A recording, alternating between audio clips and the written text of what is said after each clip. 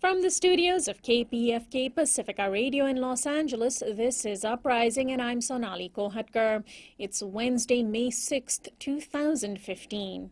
As journalist and political prisoner Mumia Jamal struggles for his life behind bars, we'll turn to his collaborator, Dr. Johanna Fernandez, who has edited his latest book, Writing on the Wall, Selected Prison Writings of Mumia Jamal. And Terence Fitzgerald, a professor of social work at the University of Southern California, will join us to discuss his books, Black Males and Racism, and White Prescriptions, the Dangerous Social Potential for Ritalin and Other Psychotropic Drugs to Harm Black Males. That's coming up after the news. Joining us now to analyze today's headlines is Courtney Morris. She's an assistant professor of African American and Women's Studies at Penn State University. Hi, Courtney. Hi, Sonali. A Norwegian refugee advocacy group has just released a report revealing that 38 million people were displaced globally last year alone. That's nearly 5 million more than the year before. The record-breaking number includes 11 million refugees who were newly displaced and clustered in the Middle East and North Africa region, including Syria, South Sudan, Nigeria, and the Democratic Republic of Congo. Iraq stands out. 2.2 million Iraqis were displaced last year as they fled violence from the Islamic State in Iraq and Syria, or ISIS. The UN High Commissioner for Refugees has endorsed a study by the Norwegian Refugee Council. The Council's Secretary General Jan Egeland said these are the worst figures for forced displacement in a generation, signaling our complete failure to protect innocent civilians.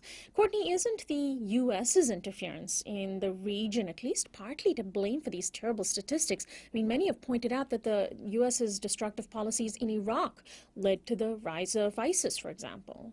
I mean, well, obviously the sources of the conflict are multiple. I mean, there's clearly, on the one hand, the issue of U.S. occupation of Iraq, which has really exacerbated existing tensions on the ground.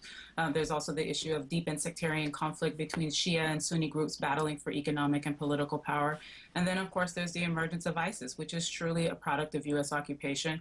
And they've literally been able to burn their way across the country using weapons that were acquired from shipments of arms that we sent to the country. And so there's plenty of blame to go around here. And but I think that the U.S. as the key figure in the conflict really has, carries the lion's share of the responsibility and has a moral obligation to deal with the crisis of refugees and displacement, and we really have failed in that area. So, for example, since 2007, we've only resettled in the United States 84,000 Iraqi civilians who were displaced because of the conflict. This is nowhere near the number of people who've been affected Right. by our occupation.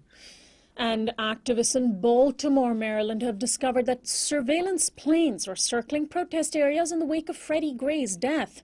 Using social media, residents connected with one another to discover what the Washington Post called, quote, a previously secret multi-day campaign of overhead surveillance by city and federal authorities. The ACLU has demanded answers over possible violations of civil liberties. Protesters in Ferguson, Missouri, last summer experienced similar surveillance by helicopter. Meanwhile, Baltimore's Police Commissioner Anthony Batts, in his first interview since the protests, told CNN that he was surprised by the charges against his officers, but admitted that the police are, quote, part of the problem and that there needs to be a rebuilding of trust with the community. Attorney General Loretta Lynch visited Baltimore yesterday and notably showed sympathy to police officers. And this just in, pop superstar Prince has just announced a free Rally for Peace concert in Baltimore this Sunday. Well, Courtney, does Anthony Batts' comment about police being part of the problem surprise you? I think it was a bit of a surprise, since the Black Lives Matter movement emerged last summer and with the growing numbers of unarmed Black civilians who've been killed by the police, you know, the response from law enforcement has generally been to dig their heels in and to say, we are not the problem, you are the problem. And just a general refusal to face up to the fact that the culture of law enforcement needs to change. And we've seen this in Ferguson. We saw this following the non-indictment of Officer Daniel Pantaleo for the choking death of Eric Garner in New York City. And this has really been a pattern that's been repeated across the country. And so, you know, I think that seeing this, having this response from coming out of Baltimore is important. It's significant, and what it suggests is that if police can begin to understand that they are part of the problem, then perhaps they might also begin to understand that they could be a part of the solution. Finally, Missouri lawmakers have just voted to override their governor's veto of a bill that will impoverish thousands of children.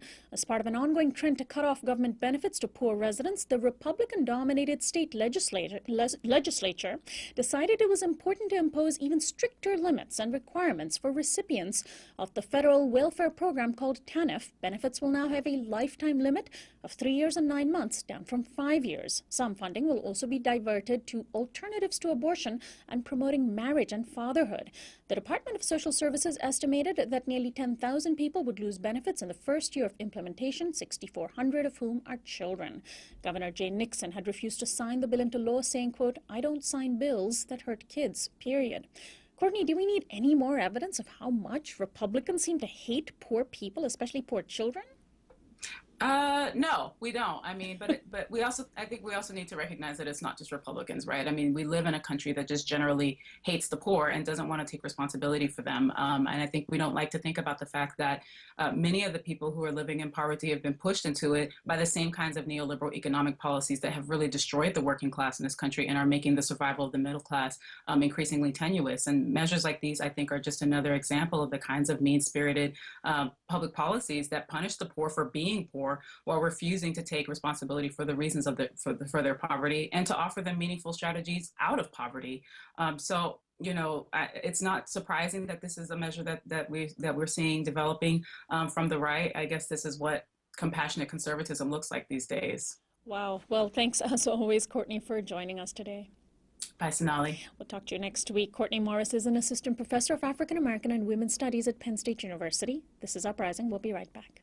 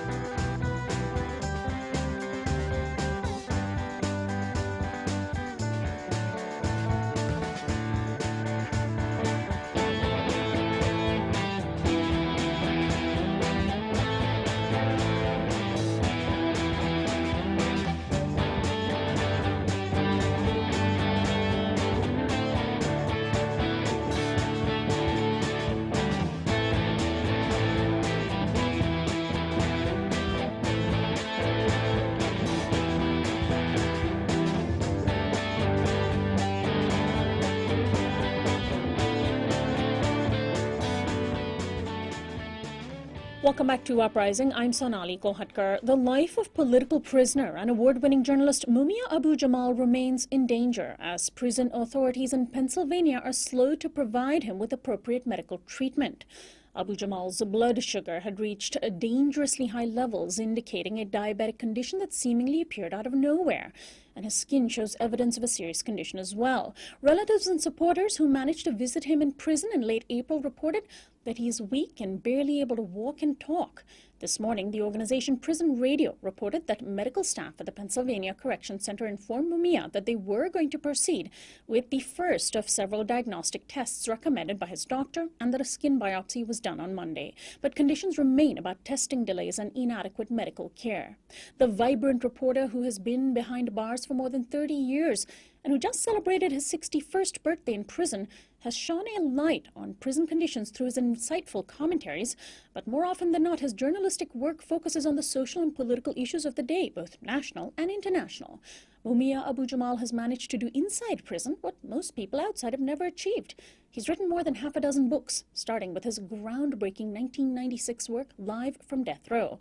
Now, in just a few weeks, City Lights Books will publish his newest work, Writing on the Wall, Selected Prison Writings of Mumia Abu-Jamal. The book has a foreword by Dr. Cornel West and has been edited by my guest, Dr. Johanna Fernandez, a professor of history at Baruch College of the City University of New York, a former Fulbright scholar, one of the coordinators of the campaign to bring Mumia home. Welcome to Uprising, Dr. Johanna Fernandez.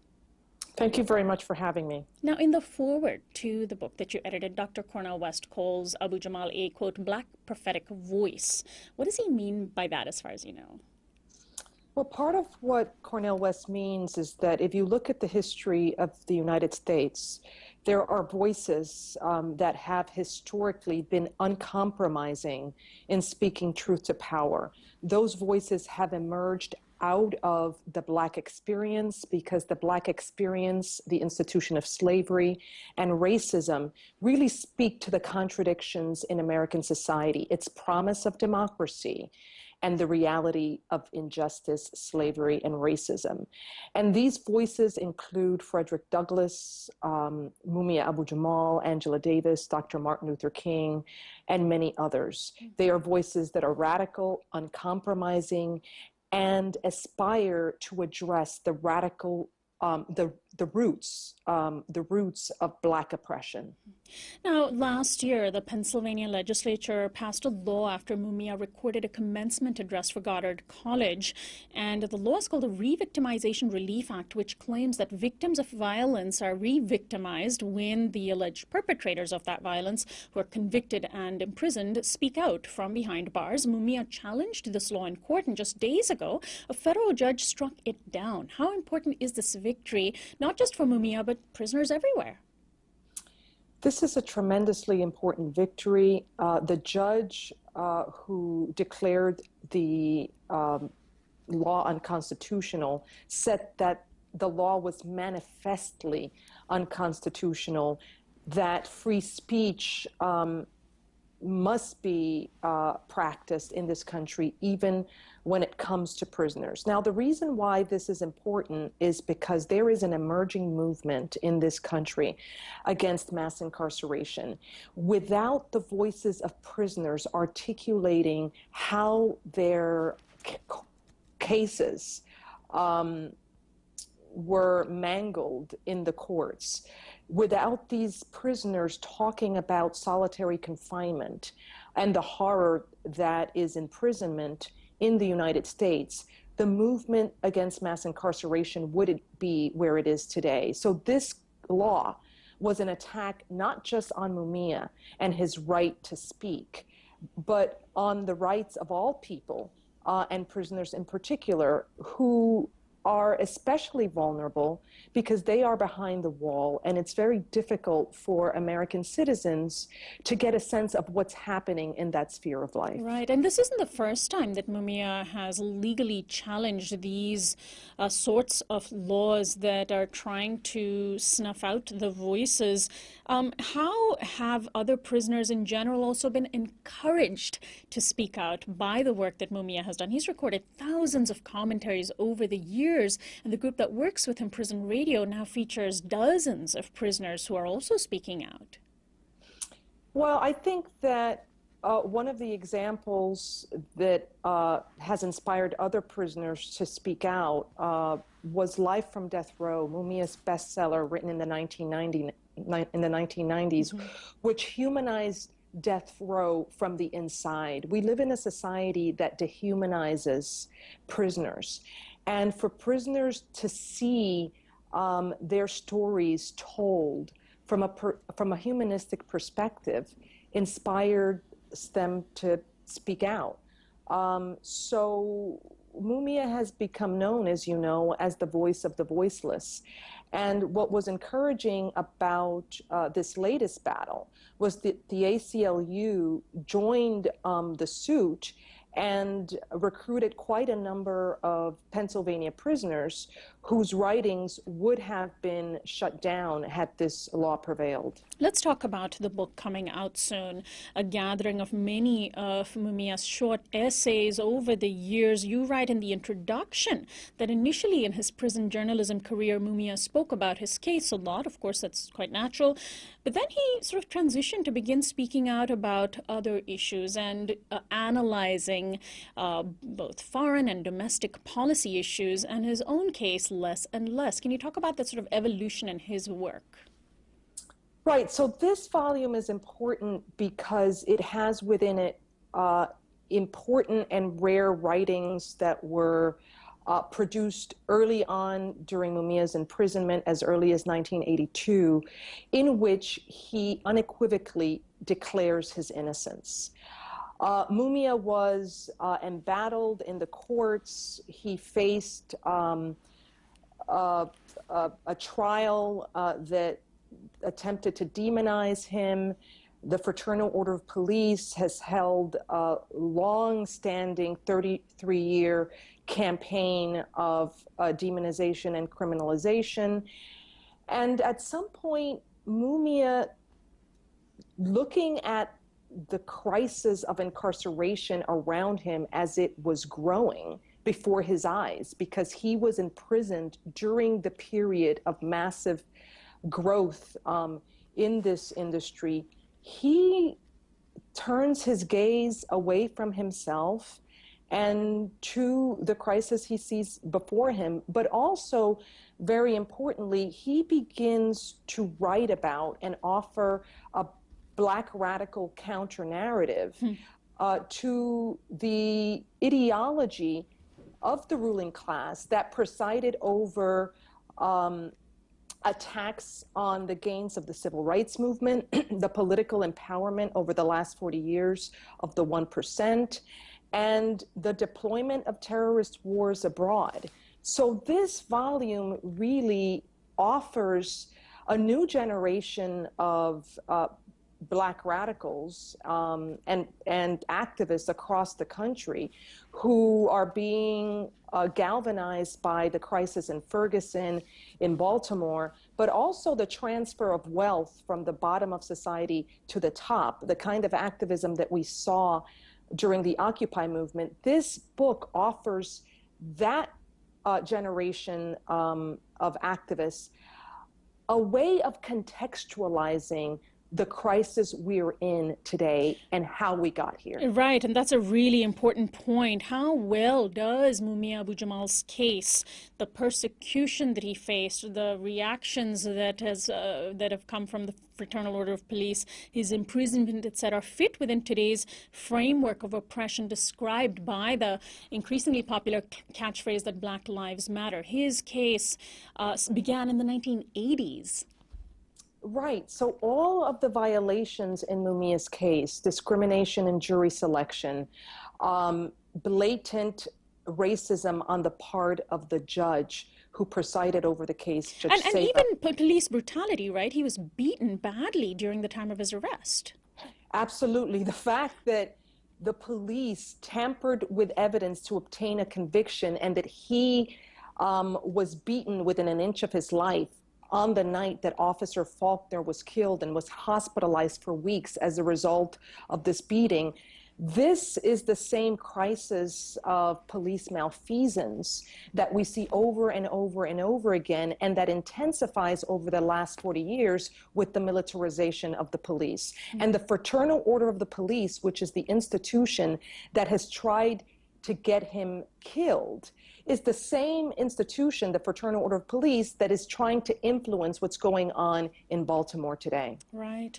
Now, let's talk about the fact that Mumia's commentaries on social and political issues here in the U.S.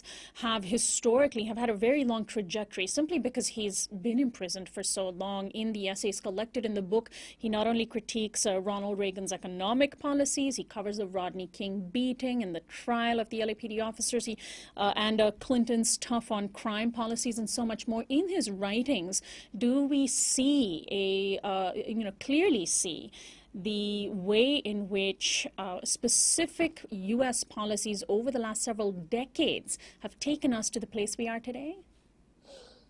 Absolutely. One of the things that Mumia analyzes, which is important for us today, is the manner in which Black elected officials have been assigned to preside over an urban crisis of epic proportion that has created mass unemployment of African Americans, but also Latinos, and that has therefore required a police force to enforce social control and to warehouse a population that is redundant.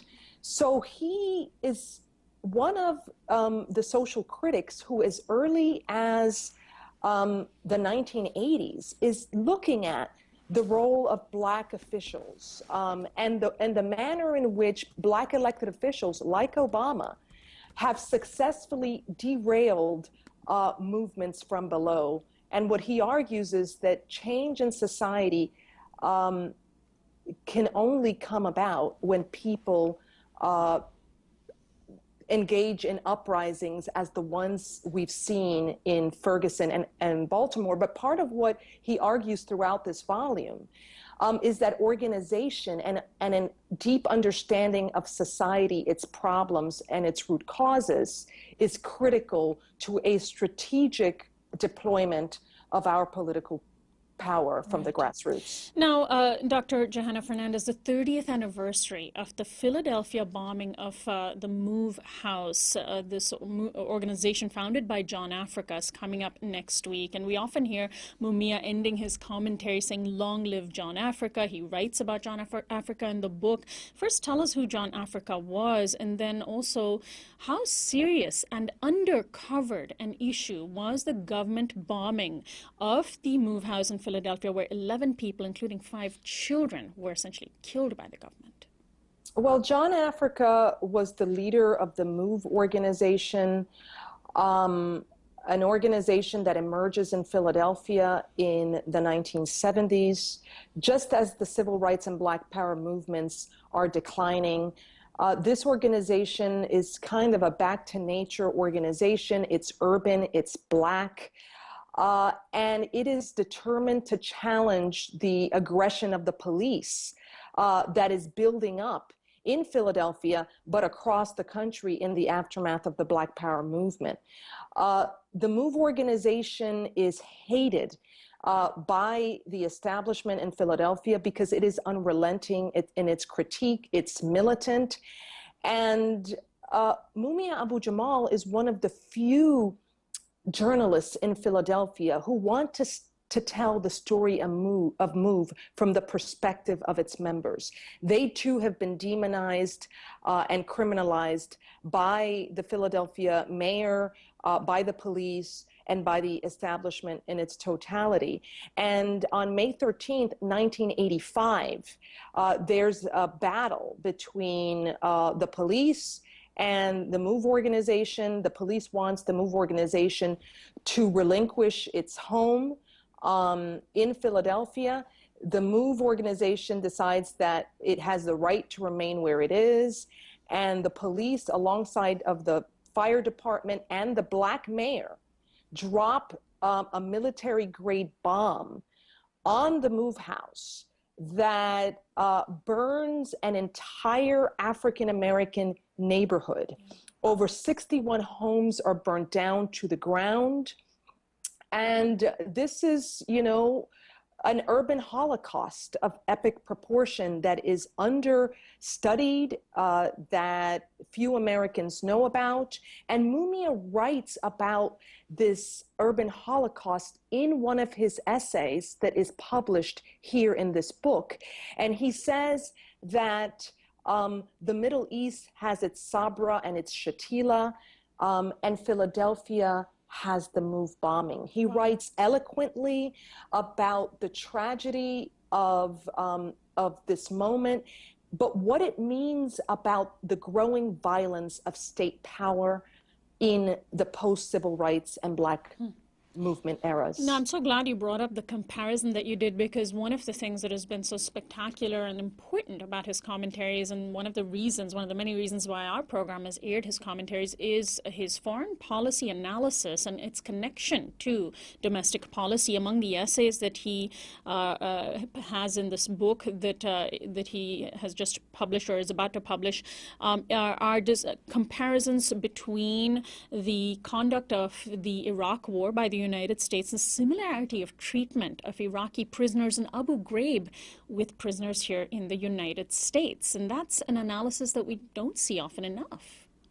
Absolutely. Part of what he argues is that the horror that we saw at Abu Ghraib would not have been possible had that kind of dehumanization and systematic abuse of human rights not been practiced on American soil against American prisoners, a disproportionate number of whom are African American and Latino. So part of what he says is that the guards and soldiers who deployed terror against Iraqis at Abu Ghraib were previously employed in prisons in the United States. And part of what he argues, I think brilliantly, is that the kind of occupations we see in Palestine are the same occupations we see in neighborhoods like Baltimore. And without understanding that systematic deployment of state violence by the police and by an increasingly militarized police force, we don't understand the ferocity of Baltimore and the rebellion from below. And as we've seen, images of young people throwing rocks at police in Baltimore were comparable to young Palestinians throwing rocks at the Israeli military during the Intifada. And of course, similar demonization of both groups of young people in the media. You point out in your introduction, finally, that although the state has relentlessly persecuted Mumia for over 33 years, painting him as a hardened and hateful killer, his voice is without bitterness. And you're right, I've noticed that too. And why do you think that is? You know, it's one of the conundrums, because if you study Mumia's case and you study the manner in which the Fraternal Order of Police has relentlessly demonized him and influenced the court process in his case and the appellate process, you scratch your head and ask, how is this man able to retain his humanity? And the sense of profound love that pulses through his commentaries. And part of what Mumia says is that the incredible amount of support and love he feels daily from letters written to him by his supporters from around the world has sustained him. But I think that his clear analysis of the problems in the United States and the world over, his critique of capitalism and empire, have allowed him to sustain a steady voice. And his study of social movements have allowed him to hope, continue to fight for the highest aspirations of society. So I think that's what sustains him. And finally, how important is it for people to call on the Pennsylvania Corrections Department to demand that he either be given appropriate medical treatment, which it sounds like they might be slowly starting to do now, or to simply demand that he be released in order to get good treatment? How important is it for that continuing call to go out? Mumia Abu Jamal is dangerously ill. I visited with him this Sunday. And even though he was able to walk, for the first time in a long time, he still remains very weak. He walks very slowly, and he still is in a lot of pain. But most importantly, his skin condition has worsened. And what I noted during the visit is that he did not stop shaking over the course of the 4 hours that I was with him. So Mumia remains dangerously ill, and I personally think that there is an attempt at a public execution of Mumia Abu Jamal on the part of the state. Mumia is a dangerous voice, especially in this moment of upheaval. His voice represents a continuity in struggle from the 1960s and the Black Power movement to today, and the lessons of those struggle. That is very dangerous in this moment when we are seeing such pretty open challenges to the police and state power, as we've seen in Baltimore. So I do not think that the state is for a moment going to give Mumia the specialized care that he needs. His doctors at the prison infirmary finally told him that they thought that his skin condition was eczema, but now they have no idea what it is. If they have no idea what it is, he needs to be transferred immediately to a hospital that is capable of really diagnosing these pretty horrific symptoms that he has. Well, Dr. Johanna Fernandez, I want to thank you so much for joining us today and shedding some light on the ongoing story of this remarkable human being. Thank you very much for covering the story. Dr. Johanna Fernandez is a professor of history at Baruch College of the City University of New York, a former Fulbright scholar, one of the coordinators of the campaign to bring Mumia home, and the editor of the new book, Writing on the Wall. We'll turn next to a short recording that Prison Radio just did with Mumia Abu Jamal. It's his latest piece out on April 26th, and it's called Message to the Movement. Dear friends, dear brothers, sisters, comrades, I thank you from the bottom of my heart for the love you have shown me and continue to show me from all around the world. Hundreds, perhaps thousands of people called, wrote, came out, protested, demonstrated. I did not know that many of you were there because I was not conscious for some of that time. I did not see you. I did not hear you, but I felt you in my heart. I felt you in my bones. I feel you now. And I thank you.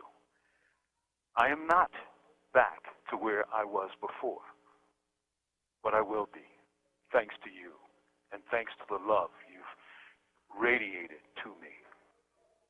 I love you all, not just this word. I love you all. From the bottom of my heart, on the move. Long live John Africa, and we shall prevail. From Imprisoned Nation, this is your brother, Mumia Abu Jamal. These commentaries are recorded by Noel Hanrahan of Prison Radio. And Mumia Abu Jamal just recorded this message to the movement in late April. This is Uprising. After this break, we'll be joined in studio by Terence Fitzgerald discussing his new books. Stay tuned.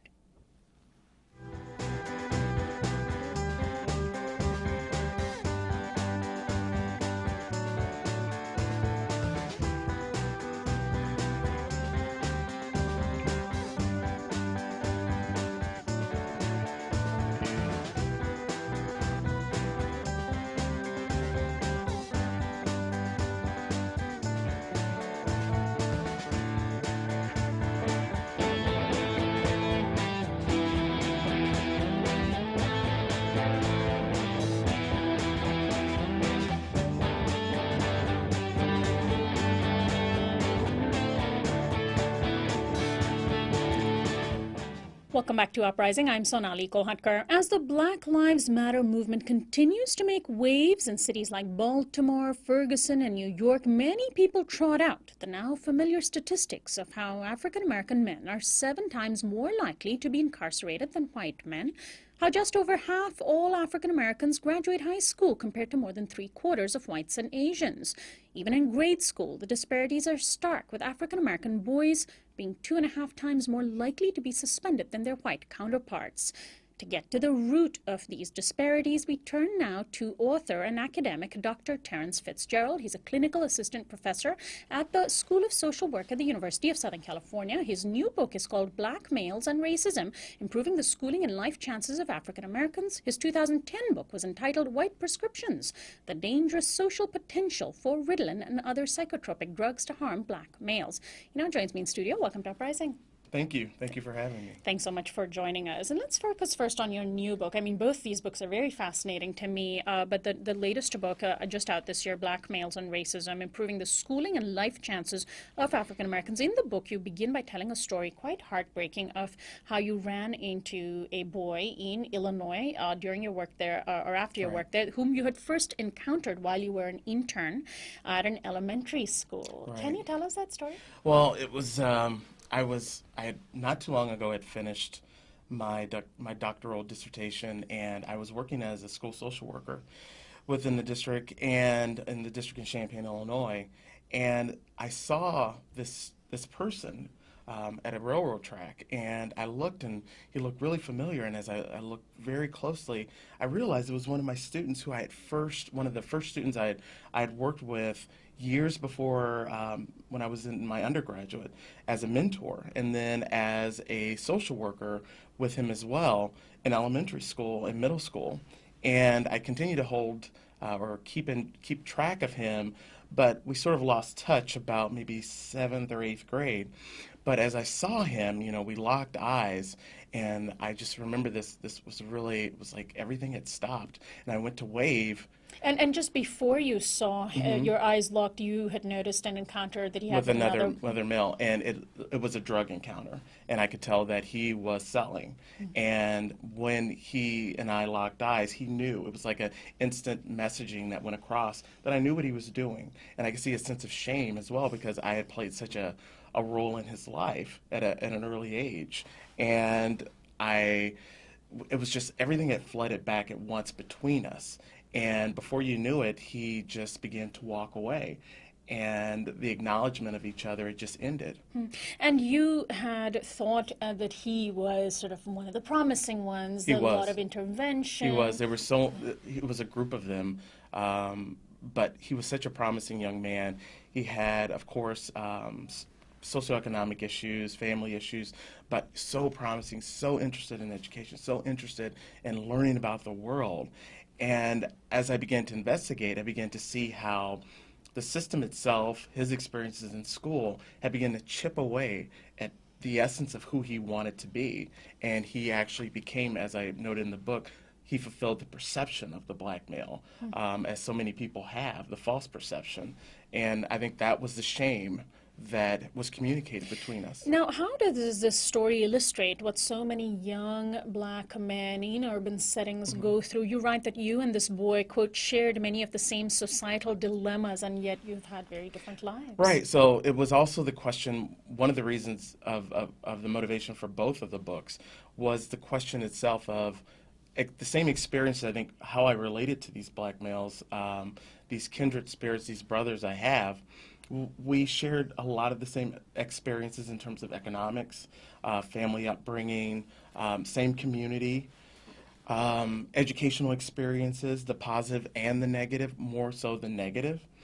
And somehow I was able to move beyond, for 2 masters, a bachelor's, and a PhD. And so many of my fellow brothers were left behind. And how do you explain that? Well, I look at it it's very... Because the right will take what you've just said Right. and say, you have succeeded through Right. pulling yourselves up by your bootstraps, personal responsibility works, and this other Right. young man just didn't have what it takes, right? That's Right. the narrative. Well, and I would argue that they had more so. There were so many of my peers who had more of the academic ability, who displayed this willingness more so than I did in education. But I would say that due to their other experiences, we all deal with them differently. And some of us have this fortitude to continue on, and some of us are hindered by the obstacles that are in front of us. Now, how do you explain the dismal statistics that we see as well? I mean, clearly, when we look at incarceration rates, you can point to racial profiling to explain them, etc. But when we look at educational, so just for example, graduation rates, the so-called school to prison pipeline, you see these kind of predetermined trajectories for young men being set out so early in life. Some people say there's a preschool to prison pipeline, even showing preschool age children being disciplined at an early age more so than their white peers for the same things. Is that one very important, crucial thing we need to look at? It really is. The disciplinary procedures, also the some people have coined it this cultural mismatch. If you look at who is in our schools, who are the majority of teachers within our schools, and we look at also their training to dealing with these particular populations, we know that they're ill-equipped to dealing with the transition of a large majority of students of color, males of color. They're ill-equipped, and we look at our from there, we can even look at the university settings, the schools themselves, and the programs. A lot of the programs don't even focus on the issues of race. They don't make it mandatory. So these teachers walk in ill-equipped, or some of them already have preconceived biases that are played out within the classroom. And yet, of course, again, to take the the standard right-wing narrative, it's the problem is absentee fathers. Welfare, is a big part of the problem. The cutting of welfare benefits, the increasing of requirements, to even receive the paltry benefits. That's never seen as the real issue, but it's again, the sort of Bill Cosby approach to why young people are in the position they're in. And it's something we've done historically toward people of color. It's always a manner of blaming the victim. And we've done it not only with people of color, we've done it with women as well.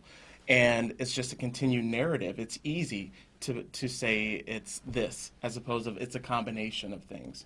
So for my take and my research, it is a combination. There is something to be said about the absence of fatherhood, the absence of different programs. But then you also have to take the other side, the programs that have been cut.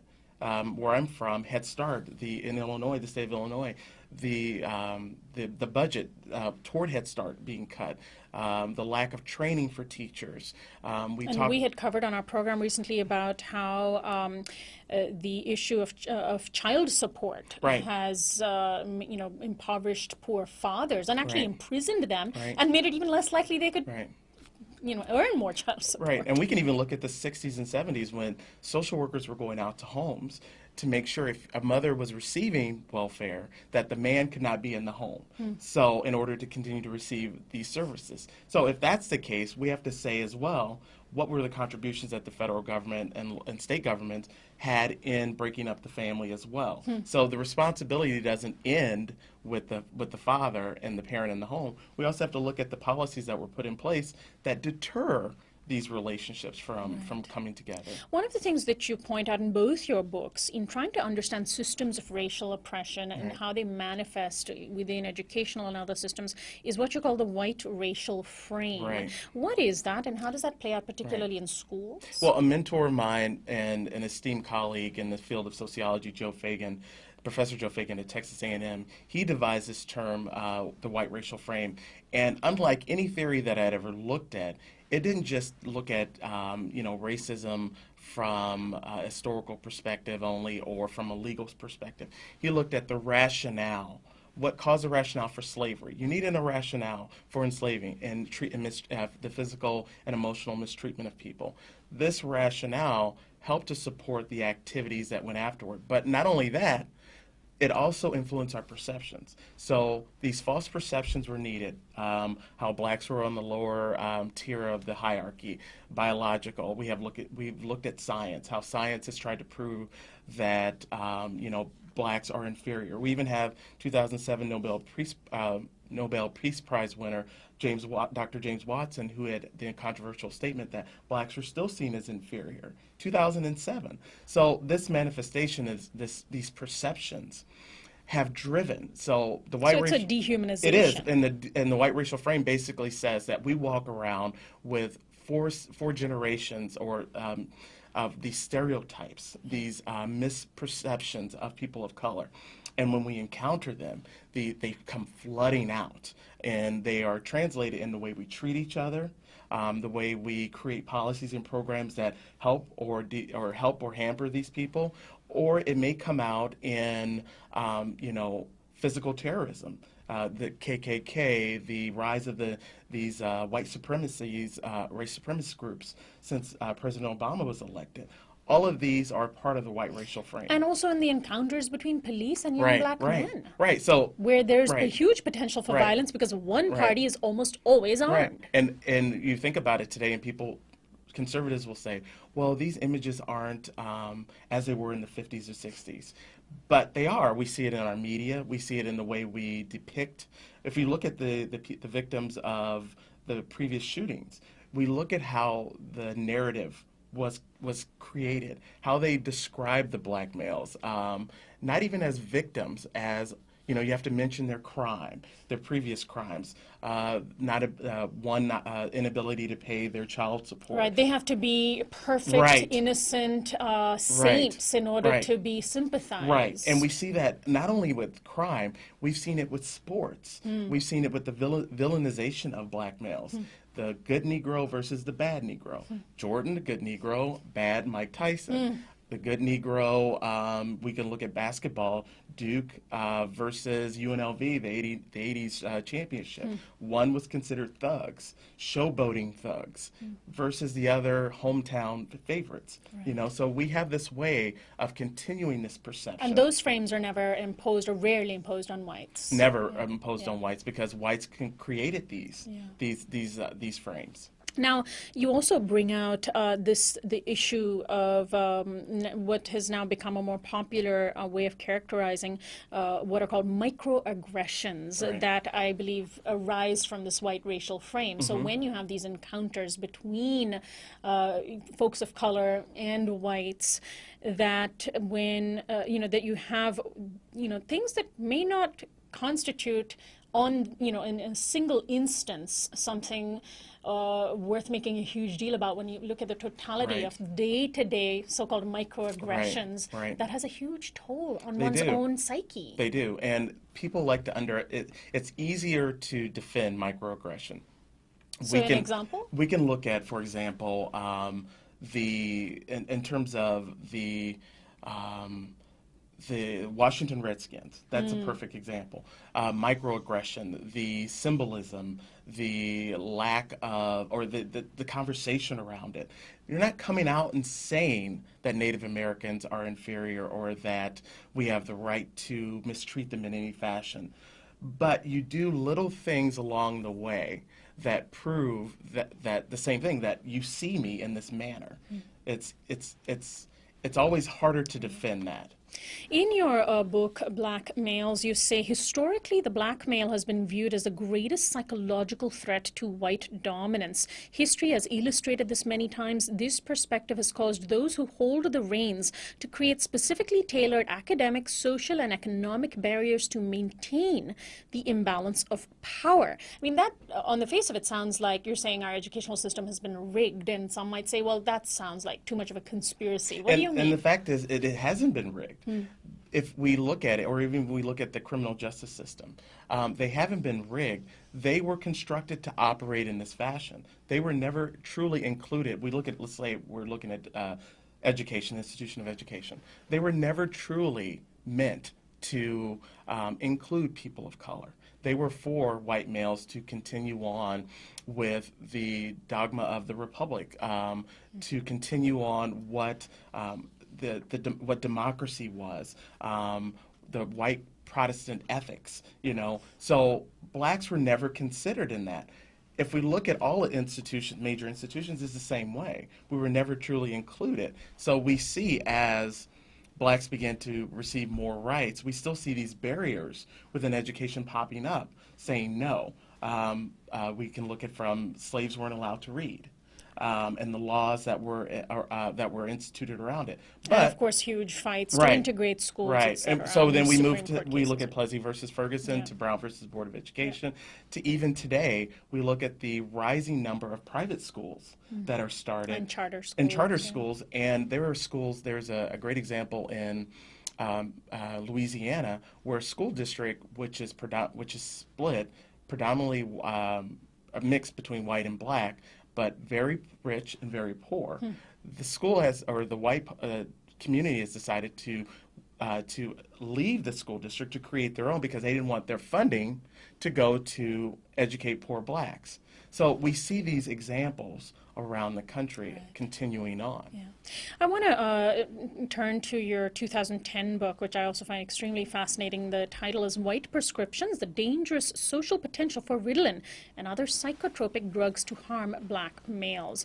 Now, how commonly are black youngsters, particularly boys, prescribed psychotropic drugs, and in what context? Are we talking about in the home as a result of what school is recommending? What about within prisons, where a lot of people are medicated, juveniles who are in detention centers? So for my study, I began to look at what was occurring within the public education itself, within the confines of Illinois, where I was working at the time.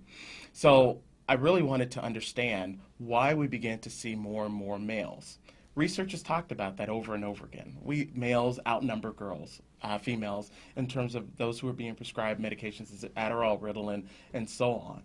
But no one really talked about racial makeup. So as I began to look, I began to see that, yes, it's true that males were outnumbered females. That's easy. But white males and black males, the reasoning for medication were different. White males predominantly were for academic reasons. So within the school setting themselves, teachers would describe, fidgetiness, hyperactivity, not being able to focus in terms of academics. So therefore, they were prescribed or sent for an evaluation in terms of that. Black males, on the other hand, were all for behavioral reasons. So it wasn't just the academic, it was about controlling these particular males. Any sort of behavior that was actually emulated by the white population, which wasn't seen as a reason for medication for the whites, but for blacks, the same behavior that was displayed with whites was the linchpin in terms of saying that we need to sort of do a follow-up, a medical follow-up, and begin to see social workers within the schools going, you know what we'll do? I'll take your child to a doctor we know if you don't have access to. Parents trust Of course. the schools. And it also almost sounds like they're doing them a favor. They're doing you a favor. So I began to see that a number of the social workers were going to the same doctor who was known within the community to overprescribe medication. They would go in for 15, 20-minute observations. Wow. And walk out with prescriptions that were in the same class as drugs such as cocaine. But then the problem is this. We began to see these males, the medication, it isn't a fixed sort of recipe. You have to play with things. Increasing dosage. No, that increase did something to their appetite. So now we have to prescribe this. Well, now they're not sleeping. Well, now we have to prescribe this. So you begin to see not only from behavioral, we begin to see now medications with sleeping and eating. And that sounds heartbreaking. I mean, Right. just to think about this being done, particularly to Right. children. I knew a 5-year-old who was prescribed lithium. Oh my God. And basically, if you looked at, from my observation of evaluating the family, it was really a school-family misconnect. Wow. But the mother felt so, didn't feel empowered. Yeah.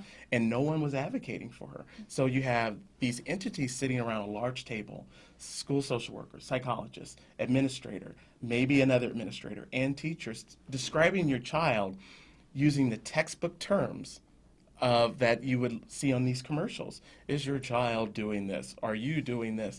Next thing you know, they're saying, we see this, we think this should occur. The parents who said no, you begin to see more calls from the school to the home. You need to come get your child. We're Right. having these issues. It was Right. like, now then I begin to see parents go, I throw my hands up, I'll do it. And they do it, then you see the decreasing of calls, and the decrease of So they attention. literally harass parents into They have harassed. medicating their Yes. children. Yes. I mean, these are relatively subjective diagnoses. Very subjective. ADD and ADHD, the kinds of attention deficit disorders for which Ritalin and other types of drugs are prescribed, Very subjective. first of all, require many, many hours of evaluation. And even then, there's no sort of, this is based on it can depend on the setting in which an observation occurs. It can depend on the, whether the child has eaten or slept enough that night, and of course on the doctor themselves. And what has the impact been of overprescription of drugs like Ritalin on young black boys? Well, and that's where the research is very raw. Very few people have dug into it and followed up.